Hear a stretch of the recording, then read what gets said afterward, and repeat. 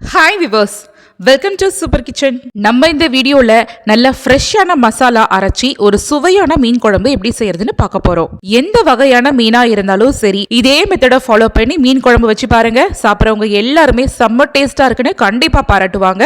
நீங்க பிகினர்ஸா இருந்தா கூட இந்த குழம்பு ரொம்பவே ஈஸியா செஞ்சிடலாம். வாங்க இந்த சுவையான மணமான மீன் குழம்பு எப்படி செய்யலான்னு பார்க்கலாம். ஃபர்ஸ்ட் இந்த ரெசிபி செய்யறதுக்காக பவுல்ல சின்ன லெமன் சைஸ் அளவு பழைய கருப்பு புளி, அதே அளவுல சின்ன லெமன் சைஸ் அளவு புது வெள்ளை புளி, இது ரெண்டுத்தையும் சேர்த்துக்கங்க. இது கூட ஒரு கப் அளவு தண்ணி சேர்த்துட்டு இந்த புளியை ஊற வச்சுக்கலாம். புளி ஊறிக்கிட்டே இருக்கட்டும். அடுத்ததா அடிகனமான பாத்திரத்தை அடுப்புல வச்சுக்கலாம். இதுல 3 டீஸ்பூன் அளவுக்கு சமையல் எண்ணெய் சேர்த்துக்கோங்க. இதுல 1 டீஸ்பூன் மிளகு, 1 டீஸ்பூன் சீரகம் சேர்த்துட்டு இது கூடவே ஃப்ரெஷ்ஷான கருவேப்பிலை ஒரு கொத்து சேர்த்துக்கோங்க. கூடவே 10 பூண்டு பல், 15 தோல் உரித்த சின்ன வெங்காயம். சின்ன வெங்காயத்துக்கு பதிலா ஒரு பெரிய வெங்காயத்தை கூட நீங்க ரஃபா கட் பண்ணிட்டு சேர்த்துக்கலாம். நம்ம சேர்த்திருக்கக்கூடிய வெங்காயம் பூண்டு ரெண்டும் நல்லா வதங்கி இது போல கண்ணாடி பதம் வந்ததுக்கு அப்புறமா இது கூட 3 டேபிள் ஸ்பூன் அளவுக்கு தேங்காய் துருவல் சேர்த்துட்டு ஒரு நிமிஷத்துக்கு இந்த எண்ணெயில நல்லா வதக்கி விட்டுட்டு கேஸ் ஸ்டவ் கம்ப்ளீட்டா ஆஃப் பண்ணிக்கோங்க. வதக்கிய இந்த எல்லா பொருட்களையும் அப்படியே ஆற வச்சுட்டு அதை அப்படியே ஒரு மிக்ஸி ஜார் கப்ல சேர்த்துக்கோங்க. இப்ப இது கூட 2 டீஸ்பூன் அளவுக்கு தனி மிளகாய் தூள், நம்ம வீட்டுல எல்லாரும் குழம்புக்கு பயன்படுத்தக்கூடிய குழம்பு மிளகாய் தூள்ல இருந்து 2 டேபிள் ஸ்பூன் அளவுக்கு சேர்த்திருக்கேன். நான் என்னுடைய காரத்துக்கு ஏற்ப சேர்த்திருக்கேன். நீங்க உங்களுடைய காரத்துக்கு ஏத்த மாதிரி இதுல சேர்த்திருக்க தூள்களோட அளவுகளை கூட்டியோ அப்படி இல்லைன்னா குறைச்சியோ சேர்த்துக்கோங்க.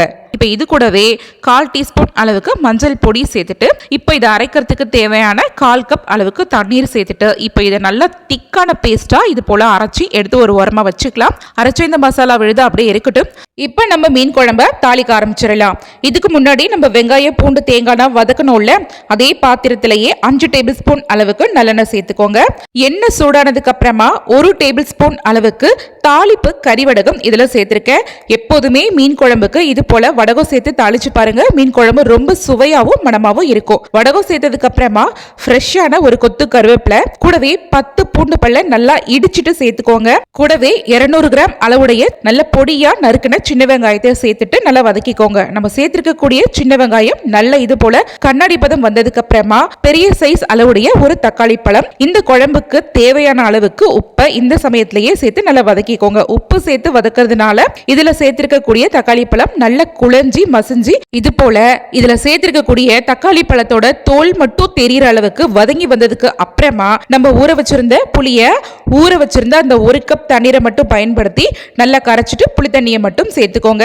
கூடவே நம்ம அரைச்சு வச்சிருந்தோம்ல நல்ல ஃப்ரெஷ்ஷான மசாலா, அந்த மசாலாவை இதுல சேர்த்துட்டு கொஞ்சமா தண்ணியை மிக்ஸி ஜார் கப்ல சேர்த்து நல்லா அலசிட்டு அந்த தண்ணியும் இது கூட சேர்த்துக்கோங்க. பாருங்க, இந்த சமயத்துல குழம்பு நல்லா திக்கா இருக்கு.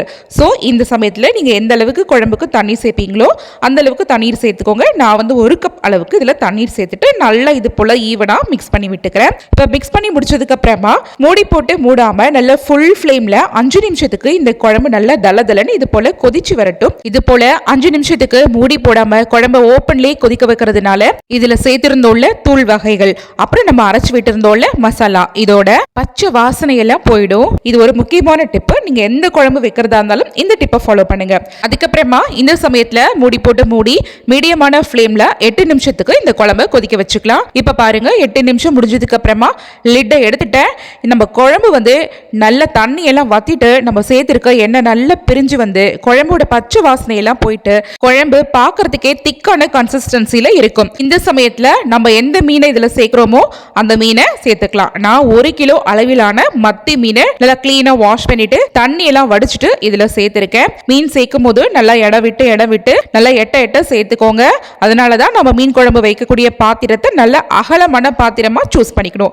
மீன் சேர்த்ததுக்கு அப்புறமா ஒரு கரண்டியை வச்சு ரொம்ப ஃபோர்ஸா கலந்து விடாம இந்த குழம்புல சேர்த்திருக்க மீன்கள் மூழ்கிற அளவுக்கு இது போல நல்ல ஜென்ட்லா கலந்து விட்டாலே போதும். இந்த குழம்புல சேர்த்திருக்க மீன்கள் வேகறதுக்காக மீடியமான ஃப்ளேம்ல மறுபடியும் மூடி போட்டு மூடி 5 நிமிஷத்துக்கு மட்டும் இந்த குழம்பை கொதிக்க விட்டுட்டு அதுக்கப்புறமா கேஸ் ஸ்டவ் கம்ப்ளீட்டா ஸ்விட்ச் ஆஃப் பண்ணிக்கோங்க. அவ்வளவுதாங்க, தயாராயிடுச்சு நல்ல மணமான மீன் குழம்பு. பாருங்க, இதுல சேர்த்திருக்க மீன்கள் எல்லாம் ஒண்ணு கூட உடையவே இல்லை.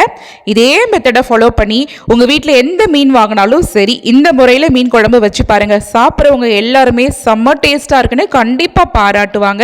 ஓகே ஃப்ரெண்ட்ஸ், இந்த மீன் குழம்பு ரெசிபி உங்களுக்கு பிடிச்சிருந்ததுன்னா இந்த வீடியோவை உங்க ஃபேமிலி அண்ட் ஃப்ரெண்ட்ஸ் சர்க்கிள் கூட நிறைய ஷேர் பண்ணிக்கோங்க. மறக்காம சூப்பர் கிச்சன் சேனலையும் சப்ஸ்கிரைப் பண்ணிக்கோங்க. தேங்க்ஸ் ஃபார் வாட்சிங்.